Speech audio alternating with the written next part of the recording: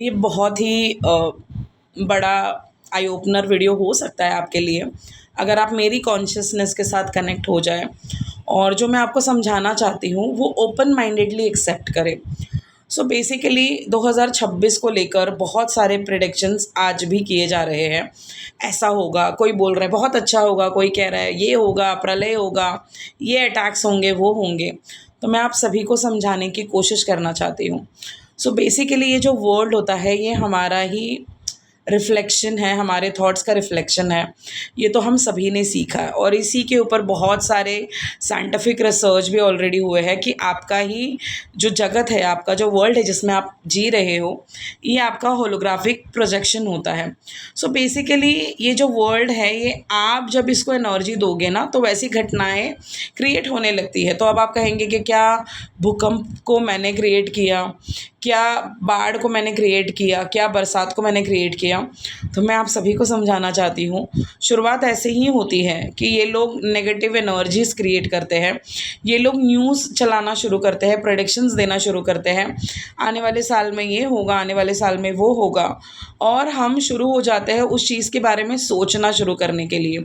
जैसे अगर इस वक्त मैं आपको कहूँ कि पद्मावत जो मूवी है उसमें दीपिका पादुकोण ने जो उनका जौहर हुआ था, तो आपके सामने तुरंत ही दीपिका आ जाती है लाल जोड़े में पहन के। अगर आप बच्चे को कहते हो कि भूत आने वाला है, तो बच्चा तुरंत भूत की इमेज को क्रिएट कर लेता है। तो अभी हाल ही में मैंने एक रिट्रीट अटेंड किया था, बहुत आई ओपनर था मेरे लिए भी।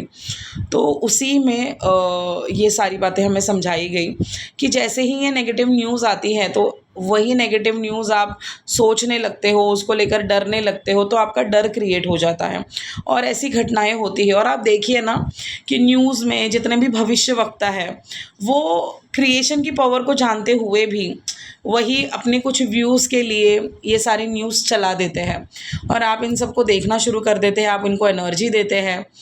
तो बेसिकली होता क्या है, आपका ही क्रिएशन पावरफुल है, क्योंकि विदाउट क्रिएशन कुछ भी पॉसिबल नहीं है पूरे वर्ल्ड में, इस जगत में। तो जैसे ही ये सारी न्यूज़ आना शुरू हो जाती है, आप उन सबको एनर्जी देना शुरू कर देते हो, तो वो सच होने लगता है। तो बेसिकली आपके कॉन्शियसनेस के साथ ही क्रिएशन हो सकता है और आप ही क्रिएटर है।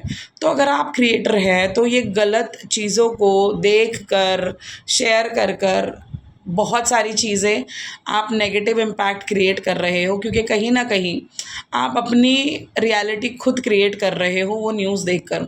तो सबसे पहले आपको ये नेगेटिव न्यूज़ के बारे में सोचना पढ़ना बंद कर देना चाहिए, क्योंकि जब आप इन न्यूज़ को, इन प्रेडिक्शंस को सुनना बंद कर देंगे तो आप उनको एनर्जी देना बंद करेंगे। तो जब आप उनको एनर्जी देना बंद करेंगे तो नेगेटिव एनर्जीज़ कैसे आपको कंट्रोल कर पाएंगी। तो ये एक बहुत बड़ा गेम होता है जिसमें आपकी ही क्रिएशन पावर का इस्तेमाल किया जाता है। ये घट सकता है, वहाँ से आपकी क्रिएशन की शुरुआत होती है।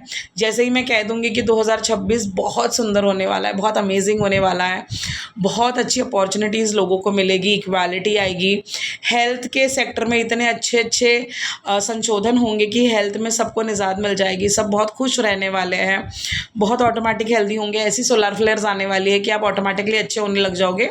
तो आपके सामने ये विजन बनना भी शुरू हो जाता है।